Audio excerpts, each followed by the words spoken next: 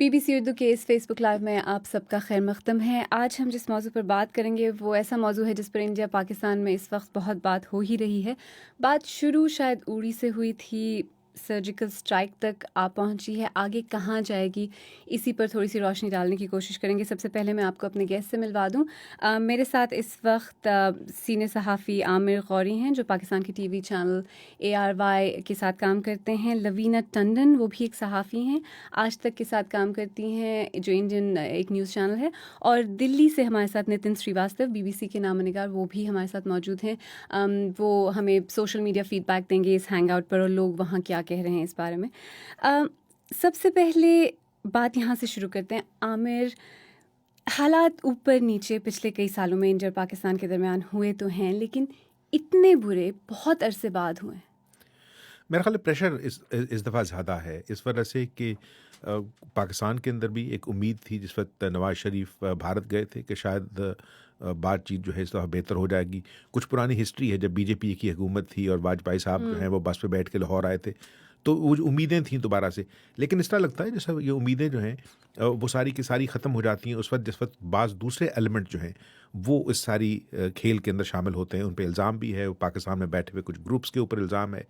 लोग समझते हैं कि पाकिस्तान की फ़ौज जो है वो भारत के साथ ताल्लुकात अच्छे नहीं करना चाहती। हालांकि मुशर्रफ के ज़माने में हम सुनते हैं कि कश्मीर का मसला तकरीबन हल होने के करीब था। और सवाल ये हम उन लोगों से पूछते हैं, अगर हल होने के करीब था तो अगर वो इतनी अच्छी बात थी तो उसके बाद आने वाली हुकूमतें ने उसको आगे क्यों नहीं चलाया। लेकिन मेरा ख्याल है कि कुछ जो मसला है वो कश्मीर के साथ भी जुड़ा हुआ है। कश्मीर के अंदर जो कुछ हो रहा होता है, पाकिस्तान हमेशा से पिछले 70 साल से कह रहा है कि हम जो है उनको किसी न किसी तरह की मदद कर रहे हैं। वो मदद डिप्लोमेटिक है, वो मॉरल है। भारत ये कहता है कि नहीं, इससे ज़्यादा भी कुछ मदद है। तो अगर ये इस दफ़ा कश्मीर के अंदर जो कुछ हो रहा है, और मेरा ख्याल है कि ये बात उड़ी पे शायद ख़त्म हुई हो उस झगड़े की, और झगड़ा बाद में शुरू हुआ है। दोनों मुल्क ये समझते हैं कि कश्मीर को लेके वो अपनी अपनी बात दुनिया को सुनवा सकते हैं। पाकिस्तान ये समझता है कि अगर कश्मीर के ऊपर पाकिस्तान और भारत के दरमियान सरहदें गर्म हो जाएंगी तो फिर अमेरिका और यूरोप जो है दोनों मुल्कों को कहेगा भाई आप बाज आ जाएं, बात करें। भारत यही समझता है कि अगर ये मामला इंडिया और पाकिस्तान के दरमियान होगा तो लोगों की जो बैनुल-अक़वामी सारी ताकतें हैं उनकी नज़र कश्मीर से हट जाएगी। लेकिन जो कुछ कश्मीर में हो रहा है, मेरा ख्याल उसको लेके ये मामला जो है थोड़े दिन तो चलेगा। थोड़े दिन चलेगा। तो लवीना, आपको क्या लगता है कि बात उड़ी से नहीं, दरअसल से कश्मीर से शुरू हुई थी और बात घूम फिर के इंडिया और पाकिस्तान के दरमियान जब भी हालात बहुत ख़राब होते हैं, घूम फिर के बात फिर कश्मीर पर ही आके रुकती है? ये बात तब से शुरू हुई थी जब दो देश अलग हुए थे, और ये बात अब तक मसला, ये सिलसिला, ये बात और फिर बात का खलल पड़ना उस पर, और फिर वो इस तरह की सिचुएशन तक पहुंचना, ये चलता ही आ रहा है। लेकिन इस वक्त बात थोड़ी सी एस्केलेटेड है और ये पहली दफ़ा है कि भारत ने खड़े होकर इस तरह के हमले पर अपनी मुहर लगाई है। इससे पहले कभी भी ऐसा नहीं हुआ कि भारत सरकार ने ये कहा हो कि ये हमला नहीं, आप जो सर्जिकल ऑपरेशन कहें, जो भी इसे कहें, वो हमने किया है। और ये एक बहुत बड़ा स्टांस है भारत की तरफ से, जो ये कहता है कि हम ये लोगों को 70 साल से बताते आ रहे हैं, जो भारत का मसला है कि भाई हाँ, ये इन्फिल्ट्रेशन होता है, टेररिज्म, हमारे क्रॉस बॉर्डर टेररिज्म है, जब तक ये नहीं मसला ख़त्म होगा तब तक हम कश्मीर के मुद्दे पर बात नहीं कर सकते। और कश्मीर के मुद्दे पर बहुत सारे और भी मसले जुड़े हुए हैं, रेफरेंडम की, और क्यों नहीं हुआ और कैसे नहीं हुआ। तो ये बात इस वक्त आई थिंक सबसे ज़्यादा एस्केलेटेड है। और मैं आमिर साहब की इस बात से बिल्कुल मुताल्लिक़ हूँ कि बहुत दुख की बात है कि ये उस वक्त हुआ जब उम्मीदें भी सबसे ज़्यादा थीं। जब जैसे ही वाघा बॉर्डर हुआ उस वक्त कारगिल हो गया, अब ये हुआ, फिर पठानकोट हुआ, फिर उरी हुआ। तो दुख की बात है कि उम्मीद बहुत थी, जिस तरह से मोदी साहब उतर गए थे लाहौर, और उसी तरह उम्मीद पर उतना ही पानी फिरा है। लेकिन भारत ने पहली दफ़ा बहुत कड़ा स्टांस लिया है। आपने कहा कि भारत ने पहली दफ़ा, इंडिया ने इतना कड़ा सख्त स्टांस लिया है, इसके पीछे आपको वजह क्या लगती है? ऐसा क्यों किया है? क्योंकि ऐसा नहीं है कि इस तरह के, जैसे अब सर्जिकल स्ट्राइक कहा जा रहा है, जिसके बारे में भी लोग सवाल पूछ रहे हैं कि एक्चुअली हुआ क्या, वाज़ेह तौर पर अभी शायद हमें नहीं पता। लेकिन जहाँ तक इंकर्जन्स का सवाल है लाइन ऑफ कंट्रोल की दूसरी तरफ, ये पहले भी हुए हैं, दोनों तरफ से हुए हैं। फायरिंग में लोग मारे भी गए हैं, फौजी दोनों तरफ से, वो भी पहले भी हुआ है। लेकिन इस तरह खुलकर किसी हुकूमत का ये ऐलान करना कि हमने ये जाके वहाँ किया, ये पहली दफ़ा हुआ है। इसके पीछे क्या वजह है, आपको क्या लगता है?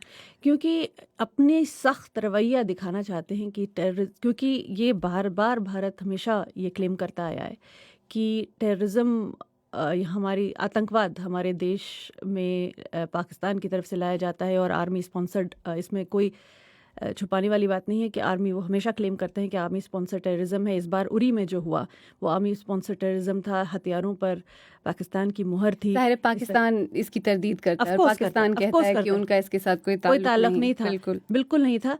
तो जिस तरह का वो मामला हुआ, उस वजह से आई थिंक ये उनका जवाब आप कह समझ सकते हैं कि भाई हम 70 साल तक इसको we can't tolerate it anymore. एक शायद लोगों को इस वजह से भी थोड़ी सी हैरत हुई कि इससे बिल्कुल पहले जब वज़ीर आज़म मोदी ने ख़िताब किया था तो उन्होंने स्ट्रेटेजिक रिस्ट्रेंट की बात की थी, तहम्मुल की बात की थी, सब्र की बात की थी। और उसके बाद ये जो सर्जिकल स्ट्राइक है और जिसे वो प्रीएम्प्टिव स्ट्राइक भी कहा गया, वो हुआ। कुछ लोग ये भी कहते हैं कि अगर एक मिनट के लिए हम सब यहाँ सहाफ़ी हैं, आप सहाफ़ी हैं, आप भी सहाफ़ी हैं, कुछ लोगों का एक तासुर ये भी है कि मीडिया में जिस तरह से इस बात को उछाला गया और जिस तरह से इसको एक बहुत बड़ा इशू बनाया गया, इंडिया में, पाकिस्तान में भी, लेकिन शायद किसी थोड़ी ज़्यादा इंडिया में शायद इस पे बात हुई, जो एक वॉर हिस्टेरिया, ये ड्रम बीट वॉर के लिए कि हमें बदला चाहिए या 18 फ़ौजी मरे हैं, हम चुप नहीं बैठ सकते। क्या आपको लगता है कि उसका भी कोई रोल वाकई पॉलिसी मेकिंग पे होता है, आमिर? पॉलिसी मेकिंग पे तो ऐसा सच नहीं होता, इस वजह से कि जो पॉलिसी मेकर्स हैं नहीं, ये पता है इन्होंने क्या करना है। और इसी वजह से आपको याद होगा कि 2001 में 9/11 के कुछ अरसे बाद जब भारतीय पार्लियामेंट पर अटैक हुआ था, तो भारत में से ये आवाज़ें थीं कि हम भी उसी तरह जो है वो बिहेव करें जैसे अमेरिका करता है अपने रीजन के अंदर, और हम ये सर्जिकल स्ट्राइक्स करें। और बहुत अरसे तक ये बहस चलती रही कि क्या भारत जो है उसके पास ये कैपेबिलिटी है। और फिर ये दोनों मुल्क जो हैं ये न्यूक्लियर मुल्क हैं, रिएक्शन जो है वो न्यूक्लियर ब्रिंकमैनशिप के ऊपर जाएगा। और अगर फर्ज किया पाकिस्तान बहसीत एक छोटे मुल्क के वो लड़ नहीं सकता भारत के साथ एक कन्वेंशनल वॉर, तो क्या वो एक न्यूक्लियर तरीका जो है वो इस्तेमाल करेगा। अब सवाल ये होता है कि जो चीज़ मुझे अभी तक समझ नहीं आ रही वो ये है कि भारत इल्ज़ाम तो ये लगाता है कि पाकिस्तान के अंदर बैठे हुए चंद ग्रुप्स जो हैं वो वहाँ से बैठ के उनकी मदद से हमारे यहाँ अटैक करते हैं, लेकिन जो भारत कर रहा है उसमें उसकी फ़ौज शामिल है। तो इसका मतलब है कि अगर फर्स्ट के ये एस्केलेशन वहाँ तक जाती है कि पाकिस्तान की फ़ौज अब ये कह के देखें जनाब हमने पहले अटैक नहीं किया था, हमने ये कहा था कि हमारा कोई ताल्लुक नहीं है, लेकिन अब चूंकि हमारे ऊपर अटैक हुआ है तो अब हमारा एक कॉज बनेगा। लेकिन इंडिया का यहाँ पे वाज़ेह कर लेना ये शायद आपको याद होगा ज़रूरी है। कारगिल में पाकिस्तान डिनाई करता रहा कि हमारे नहीं है, बाद में पता लगा कि पाकिस्तान के फौजी चढ़े हुए हैं वहाँ पे। लेकिन जहाँ तक इस सर्जिकल स्ट्राइक का भी ताल्लुक है तो इंडिया का ये कहना है कि उन्होंने टेरर लॉन्च पैड्स को निशाना बनाया, उन्होंने दहशतगर्दों को और उनके जो हामी हैं उनको निशाना बनाया, पाकिस्तानी फौज पर उन्होंने हमला नहीं जब पाकिस्तान उसी तरह की एविडेंस देगा कि ये जनाब ये हमारे जो अटैक हुआ है ये हमारे टेरर लॉन्च पैड नहीं थे, ये सिविलियंस थे या ये हमारे मोर्चे थे, तो ये इसी वजह से। लेकिन इस तरह की कोई बात अभी तक पाकिस्तान की तरफ से सामने आई नहीं। पाकिस्तान भी उसी तरह, अब मैं बता रहा हूँ, ये देखें कश्मीर को लेके ये दोनों मुल्क 70 साल से एक ऐसा खतरनाक खेल खेल रहे हैं जिसके अंदर ये हो सकता है मुल्क खेल सकते हों, इनकी पॉलिसी मेकर्स खेल सकते हों, इस वजह से कि साउथ इंडिया में या ईस्ट इंडिया में कश्मीर के लिए वो जो है वो मोहब्बत नहीं है, उसी तरह जो बलूचिस्तान में नहीं है। मैं बलूचिस्तान के लोगों का अपना मसला है, सिंध के लोगों का मसला, उनको नहीं पता कश्मीर में क्या हो रहा है, लेकिन दोनों हुकूमतें जो हैं इस मसले को लेके, और मैं ये इसी वजह से कह रहा हूँ कि जब मेरी बात कश्मीरी लीडर से होती है और हो सकता है लवीना की भी हो, वो ये कहते हैं कि भारत अपने 18 फौजी जो हैं उनकी बात को तो बढ़ा रहा है इतना, लेकिन वो जो लोग हमारे बच्चे मर गए हैं, और अगर फ़र्ज़ किया ये समझ लिया जाए कि वो कश्मीरी जो है वो कश्मीर भारत का हिस्सा है, तो फिर ये भी माने कि पिछले इतने सालों से भारत की फ़ौज भारतीय औरतों को रेप कर रही है, हमारे जो बच्चे हैं अगर वो भारतीय हैं या भारतीय लोगों को मार रही है, ये तो कहना। इन सब एलिगेशंस को इंडिया डिनाई करता रहा है, ऑब्वियसली इल्ज़ाम पाकिस्तानी घुसपैठियों पे है जी, लेकिन उसका जो मारा मारी है मैं वो कश्मीर के अंदर कॉन्वर्सेशन को दोबारा मीडिया पर लाना चाहती हूँ। मीडिया का जहाँ तक एक रोल होता है, फोर्थ पिलर ऑफ डेमोक्रेसी जिसको कहा जाता है, जमहूरियत का एक पिलर होता है, उसका रोल काफ़ी हद तक कहते हैं कि गवर्नमेंट्स को और इस्टेब्लिशमेंट को क्रिटिसाइज़ करना भी होता है, एक पॉजिटिव क्रिटिसिज्म, उनको आईना दिखाना होता है, और पॉलिसी मेकिंग को एक प्रोग्रेसिव समत में ले जाना भी मीडिया का काम होता है। लवीना, आपको क्या लगता है इंडिया में जो इस वक्त मीडिया आज़ाद मीडिया है, फ्री है, सेंसरशिप से उसका कोई दूर दूर तक ताल्लुक़ नहीं, क्या आपको लगता है मीडिया वाकई वो काम कर रहा है इंडिया में इस तरह की सिचुएशंस में जहाँ जो ऑलरेडी जो बेसिकली पारे हैं वो गर्म हैं?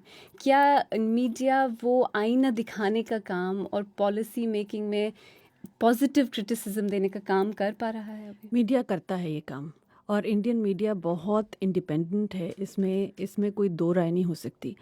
अगर आप इस वक्त पहले तो ये 18 की जगह आई थिंक आज 19 सोल्जर्स हो गए हैं, तो अगर हम उनकी तरफ तवज्जो डाल रहे हैं तो ये एक आईना है एक तरह से। हाँ, मैं ये नहीं कहूँगी कि कई ऐसे मीडिया आउटलेट्स नहीं होते हैं जो साइड ना लें या कुछ भी, लेकिन आमूमन तौर पर ये एक जो नेशनल फीवर है या फरवर है उसको भी आईना दिखाना हुआ कि जब ये उरी में अटैक हुआ तो इसकी वजह से जो उत्तेजना लोगों में जागी है वो भी उन्होंने दर्शाया है, और कहीं ना कहीं वो एक तरफा आपको नज़र आ रहा होगा, शायद ये आप कहना चाह रही हैं।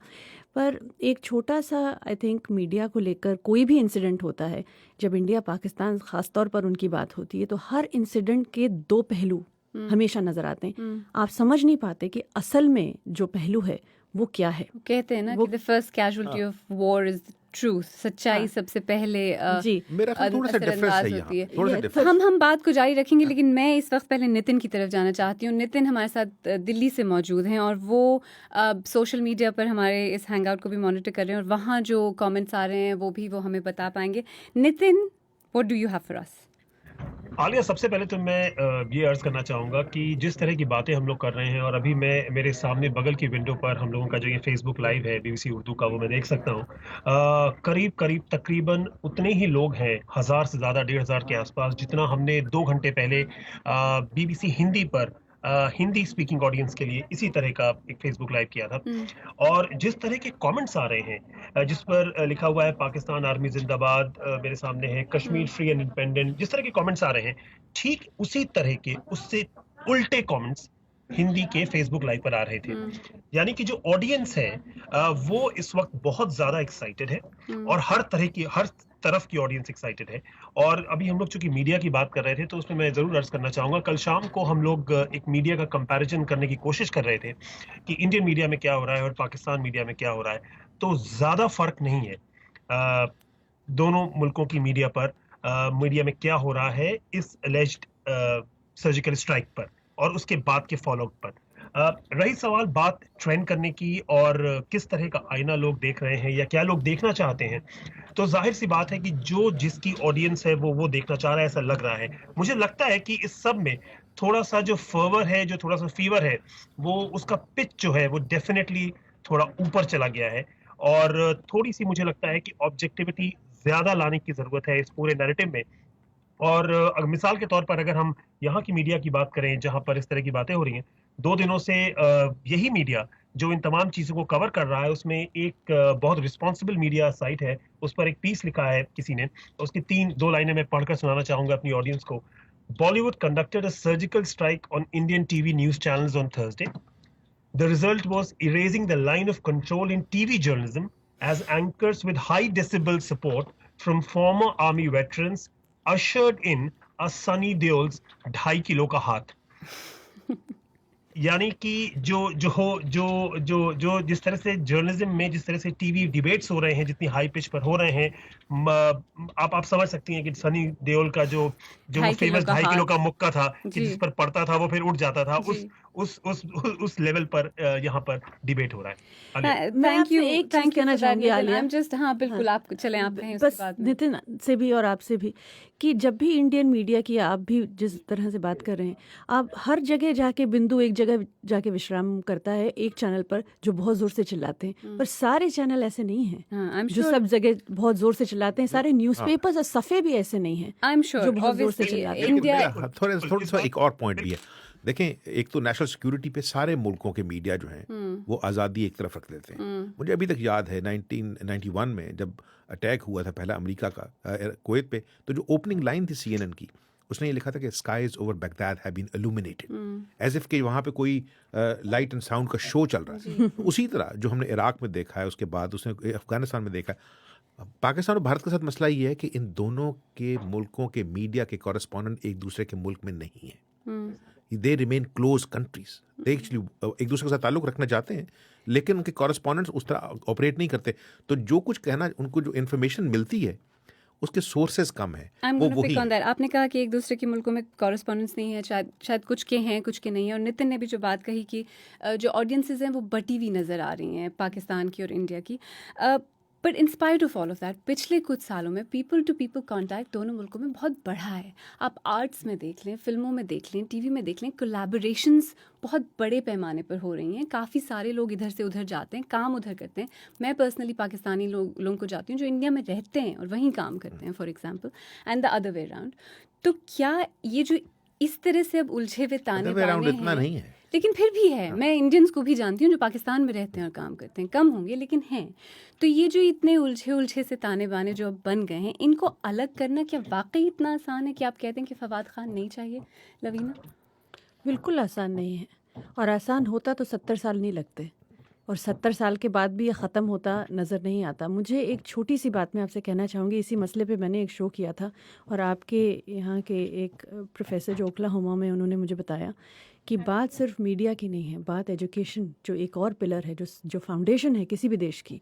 क्या ये सही है कि कई पाकिस्तानी टेक्स्ट जो हैं उनमें जिहाद को बढ़ावा दिया जाता है, उसमें जिहाद को ग्लोरीफाई किया जाता है? कहीं ना कहीं ज़ियाउल हक साहब के बाद इस तरह की टेक्स्ट बुक में बदलाव आने की वजह से लोगों के, आप मेरी बात पूरी सुनिएगा, लोगों के जहन में, लोगों के जो बच्चों के दिमाग हैं उनको मोल्ड किया गया है। And I can read, and I was reading and I was quite amazed to hear कि इस तरह की बातचीत होती है।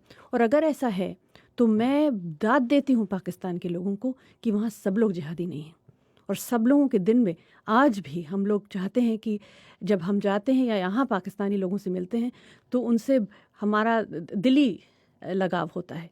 आज की तारीख में भी मैं सिर्फ ये कहना चाहूँगा कि देखें, दोनों तरफ हिस्ट्री जो है ना, वो भी एक कैजुअलिटी है।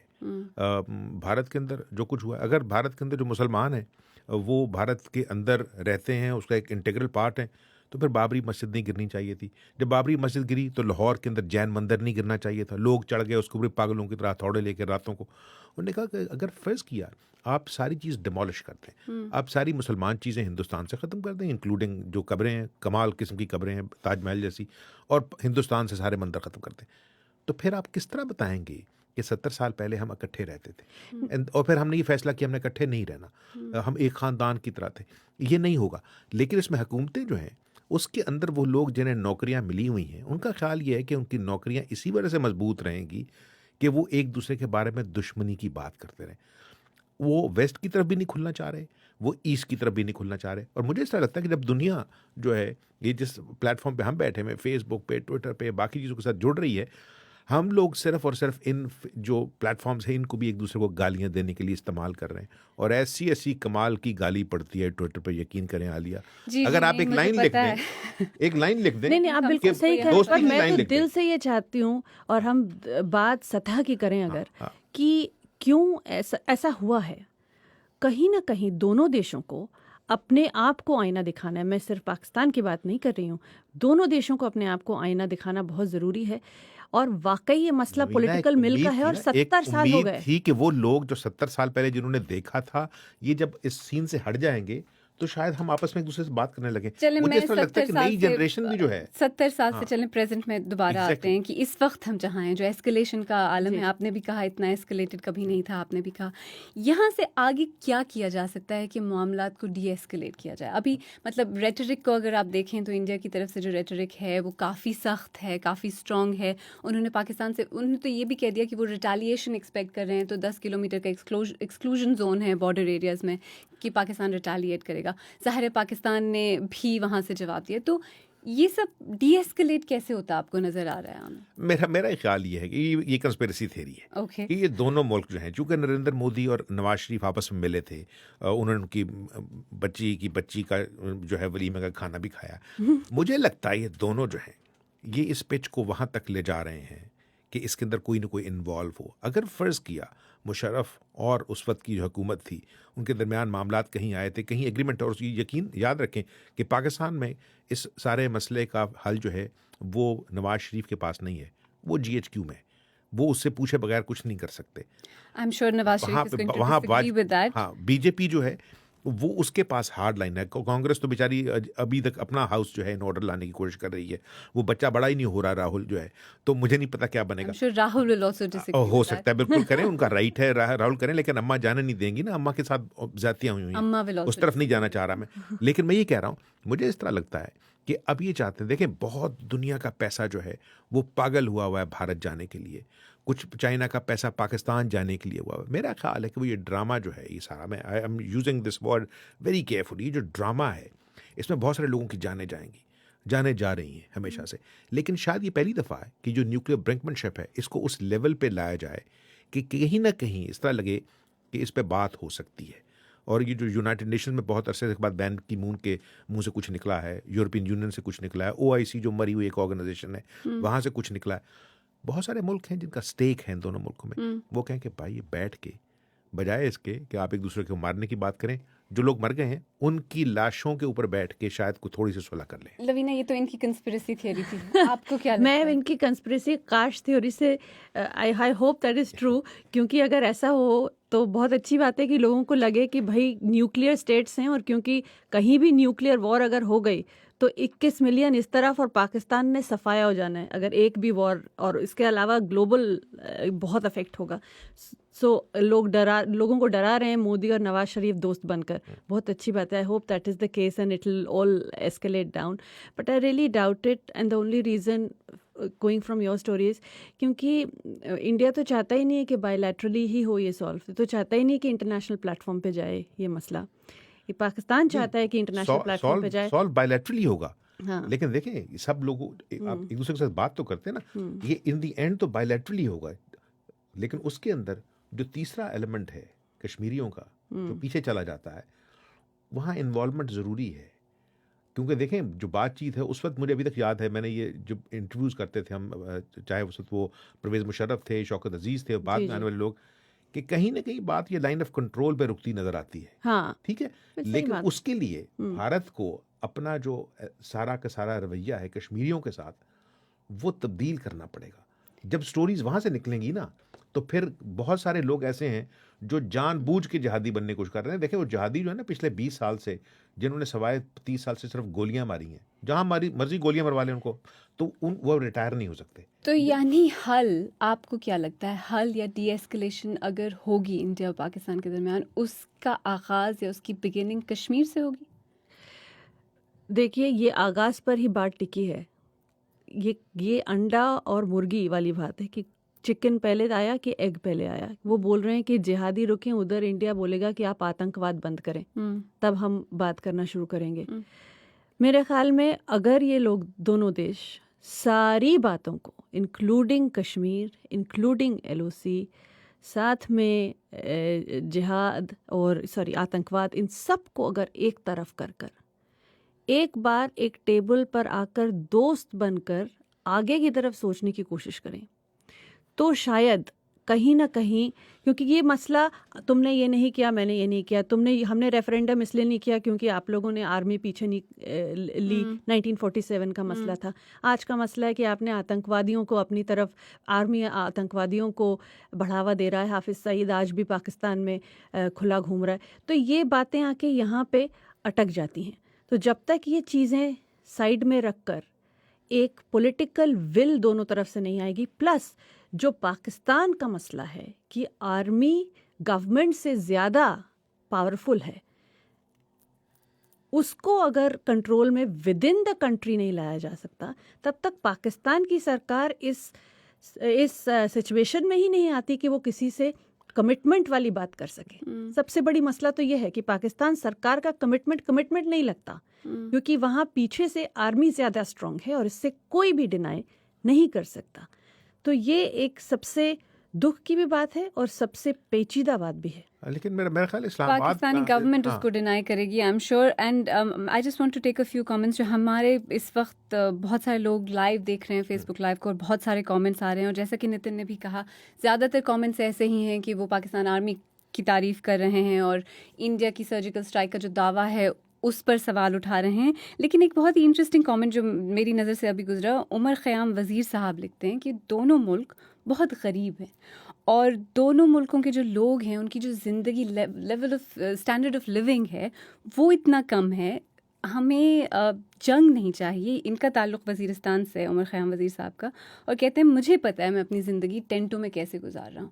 तो ये दोनों मुल्क अगर अपने ग्रेटर इश्यूज़ को देखें जो कॉमन हैं, जैसे पावर्टी है या एजुकेशन नहीं है या ये बाकी सारे मसले हैं, इसको अगर आप पर्सपेक्टिव में रखें तो आपको लगता है कि फोकस शायद थोड़ा सा तब्दील होना चाहिए। थोड़ा सा एक प्रॉब्लम और है कि ये आर्म्स रेस का भी मसला है।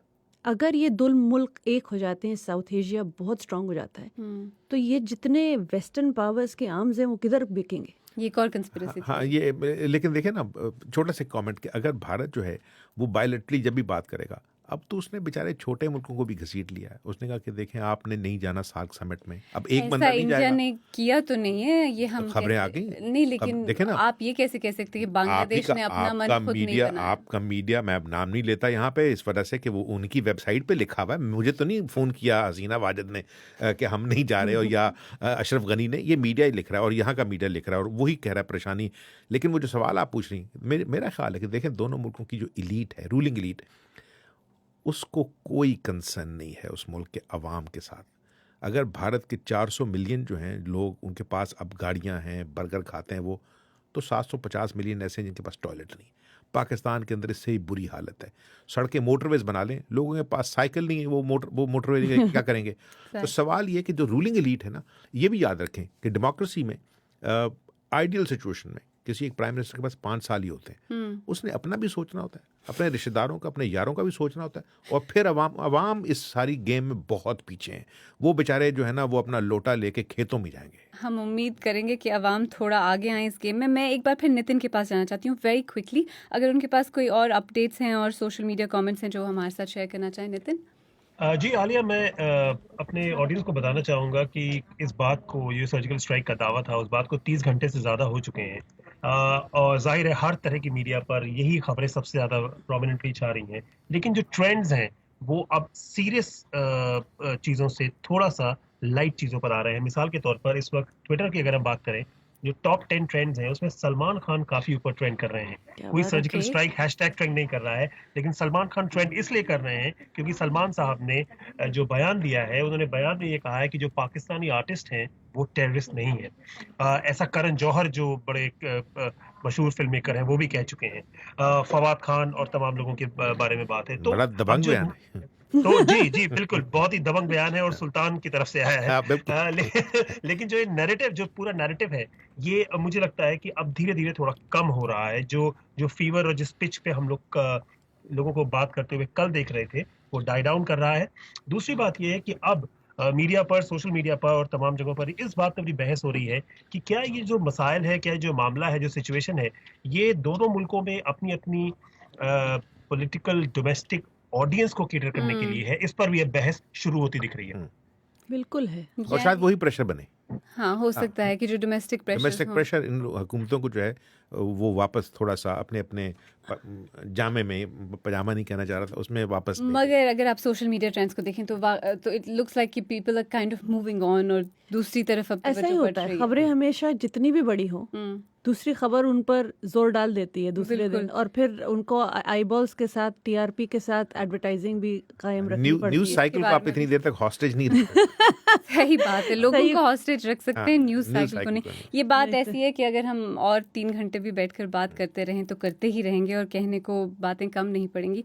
But I just want to end on this one comment. Mohammad Zaheer sahab ने हमें लिखकर भेजा है। वो कहते हैं कि गिव पीस अ चांस, अमन को एक मौका दें, दोनों मुल्कों को अमन चाहिए और साथ मिलकर वो आगे बढ़ सकते हैं, लेकिन उनकी ज़हीर साहब पता नहीं कौन सी दुनिया में रहते हैं। हाँ, ये इस दुनिया की बिलियंस हम ऑफ उम्मीद नहीं डॉलर्स कर के सकते। असला बिका हुआ है। ये वो देखिए जो लेकिन बेचने हम- वाले हैं वो चाहते हैं ये इस्तेमाल भी हो ताकि वो अगला असला बेचे। जी, लेकिन अगर हम अब उम्मीद भी छोड़ दें तो फिर हमारे पास क्या इतनी बाकी रह तकरीरें जाता है? करते करते इंडिया और पाकिस्तान की एक क्रिकेट टीम होगी, आईपीएल शुरू हो गया, बताइए। हाँ। अरे उन्होंने वाह। दुनिया की एक टीम बनानी शुरू कर दी। आई नो, काश ऐसा होता, और काश ऐसा हो सकता है जरूर। काश ऐसा होता। और मैं I just wanted to read this comment out because he ends with saying long live Pakistan and long live India, यानी पाकिस्तान जिंदाबाद और इंडिया जिंदाबाद, side by side side by side as good neighbours. as good neighbors. So Wish we maybe could. exactly. So I want to end on a positive note. That's why I wanted to end on that comment. Thank you so much. Aamir बहुत गौरी शुक्रिया, साहब, बहुत शुक्रिया। लवीना टंडन बहुत और शुक्रिया। नितिन दिल्ली में हमारे साथ ये वक्त बहुत गुजारने का, बहुत थैंक यू शुक्रिया। So much. और आप सबका भी बहुत बहुत शुक्रिया आपने ये वक्त हमारे साथ गुजारा। हमें उम्मीद है कि आपको हमारे फेसबुक लाइव पसंद आया होगा। शेयर कीजिए, कमेंट कीजिए, लाइक कीजिए। बहुत शुक्रिया। Thank you.